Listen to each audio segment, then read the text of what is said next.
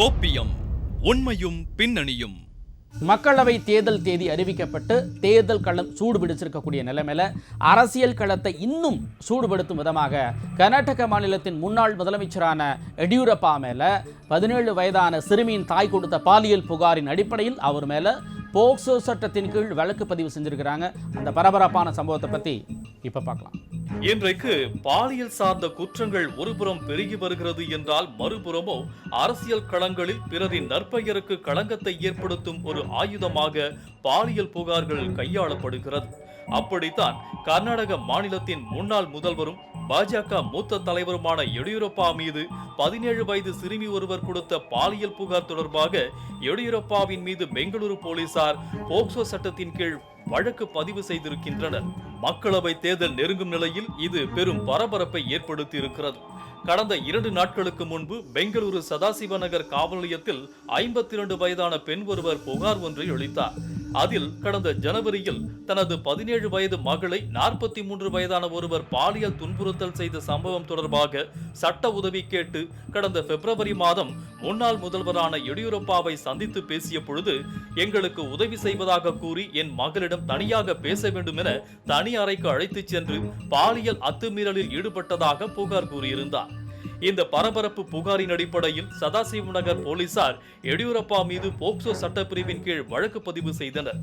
இது கர்நாடக அரசியல் வட்டாரத்தில் பெரும் சலசலப்பை ஏற்படுத்திய நிலையில் இது தொடர்பாக கர்நாடக உள்துறை அமைச்சர் பரமேஸ்வர் அவர்களோ இந்த விவகாரத்தில் இறுதி விசாரணை முடிந்து உண்மை தெரியும் வரை எதுவும் சொல்ல முடியாது என்று கூறி இந்த புகாரின் மீது சட்ட ரீதியான நடவடிக்கை மேற்கொள்ளப்படும் என்று கூறியதோடு இந்த வழக்கை சிஐடி விசாரணைக்கும் மாற்றி உத்தரவிட்டார்.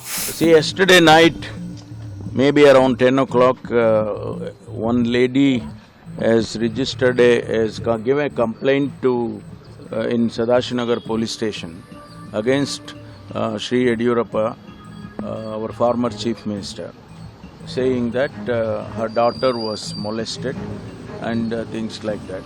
So they have taken a case, they have registered the case. Now the investigation is on. Until and unless we know what exactly the truth, we cannot reveal anything, you know. So the case has been registered, that much I can tell you. This is a very sensitive thing because involves a former chief minister of our state. So let us see what the report will come out of this. ஆனால் இது குறித்து குற்றம் சாட்டப்பட்டுள்ள முன்னாள் முதல்வர் எடியூரப்பாவோ 1 மாதத்திற்கு முன்பு அவர்கள் வந்தது உண்மைதான் என்றும் அவர்களுக்கு நன்மை செய்ய வேண்டும் என்ற நோக்கில் தான் உதவி செய்தேன், ஆனால் அவர்கள் தற்பொழுது எனக்கு எதிராகவே வழக்கு போட்டிருக்கிறார்கள். எனவே அரசியல் உள்நோக்கம் இருப்பதாக நினைக்கும் இந்த வழக்கை சட்ட ரீதியாக எதிர்கொள்வேன் என்று கூறியிருக்கும் நிலையில் கர்நாடக அரசியலில் பெரும் சலசலப்பை ஏற்படுத்தி இருக்கிறது. நன்மேலே ಯಾರೋ ಬೆಣ್ಣು ಮಗಳು ಕಂಪ್ಲೇಂಟ್ ಕೊಟ್ಟಿದ್ದಾಳೆ ಅಂತ ಗೊತ್ತಾಯ್ತು. ಈಗ 1.5 ತಿಂಗಳಿಂದ ಇರ್ಬೋದು. ಒಬ್ಬ ತಾಯಿ ಮಗಳು ಅನೇಕ ಸಾರಿ ಇಲ್ಲಿ ಬಂದು ಹೋಗ್ತಾ ಇದ್ರು, ನಾವು ಹತ್ರ ಸೇರಿಸ್ತಾ ಇರಲಿಲ್ಲ. ನಾನು ಒಂದ್ಸರಿ ಬರಬೇಕಾದ್ರೆ ಅವ್ರು ಕಣ್ಣೀರು ಹಾಕ್ತಾ ಇದ್ರು ಅಂತ ಹೇಳ್ಬಿಟ್ಟು ಒಳಗಡೆ ಕರ್ಕೊಂಡು ಕೂಡಿಸ್ಕೊಂಡು ಕೇಳಿದೆ, ಏನು ಸಮಸ್ಯೆ ಅಂತ. ತಾಯಿ ಮಗಳನ್ನಿಬ್ಬರು